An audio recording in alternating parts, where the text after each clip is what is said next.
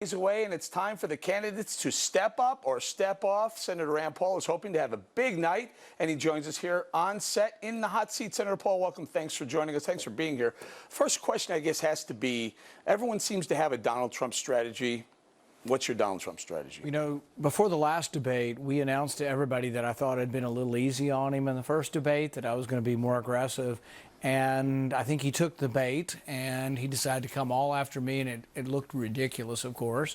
And so this time, I think we're to the stage where we're going to just ignore him, because I think people are getting over him, and I think it's about time that the slide's going to begin.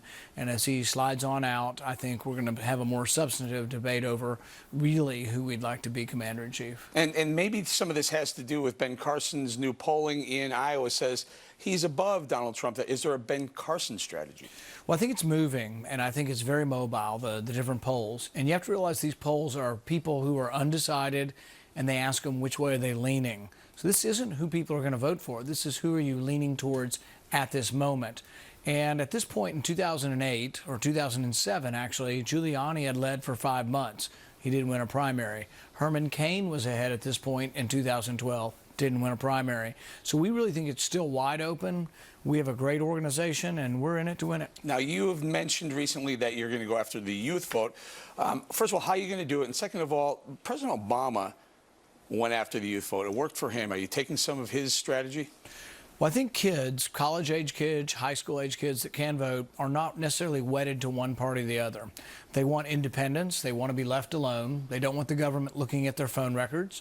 They don't want the government putting their friends in jail for marijuana. And they don't want the government sending them to another Iraq war. And I think I'm with them on all three of those things.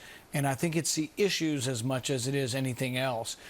So we are battling it out, and we're very organized on college campuses and think we're going to do very well. So I've noticed the campaign we had started out with that, with the Fourth Amendment, the Second Amendment, maybe relooking at some of the drug laws in America. It got away from that. Are you going to get back to that? Well, we've been there the whole time. It just may not appear that way, from a national news perspective, but we've been doing this for quite a while. We've organized 350 college campuses. In Iowa alone, we've organized 20 college campuses. So we're working the youth vote very hard. There are some obstacles. Kids sometimes profess their support, but then sleep in and don't actually show up. The caucuses to vote in Iowa, you got to show up and you got to stay a couple hours for the caucuses sometime. So we're working very hard to get the kids to show up. We're also working on independence. We think we attract independents better than any other candidate. All right. So on the Democrat side, Lincoln Chafee dropped out of the race late last week. That leaves the Democrats with a socialist, feel-the-burn Bernie, and someone who you could possibly say is a corruptocrat. Well, when Biden decided not to get in the race, we said it left him with the choice between socialism and corruption. And I think there's some truth to that. I think the Clintons feel like they are above the law and they can do anything they want. And I think there's still some really important questions that Hillary Clinton's going to have to answer.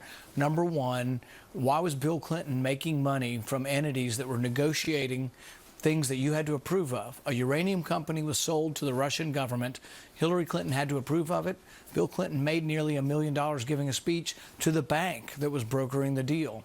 Same way with an electronics manufacturer that was trying to sell stuff in Iran. Had to be approved by Hillary Clinton. And sure enough, Bill Clinton got $750,000 giving a speech to that same electronics manufacturer. This is all in Schweitzer's book, and I think it's good stuff, but it's also, I think, should go to the heart of the matter whether this should be a good president or not. All right, we're going to have to leave it there. But you have a book out. You have a new book. Tell me about it quickly. Our Presidents and Their Prayers, and it points out that people talk a lot about separation of church and state, but I think our founders wanted to keep government out of religion, but they didn't want to keep religious people out of government. All of our presidents have had some faith undergirding their beliefs and guiding them, and we print some of the proclamations and prayers and then some of my own faith journey throughout the book. All right, Senator. Good luck on Wednesday. Thank you. All right, Senator Rand Paul, everybody. Coming up, the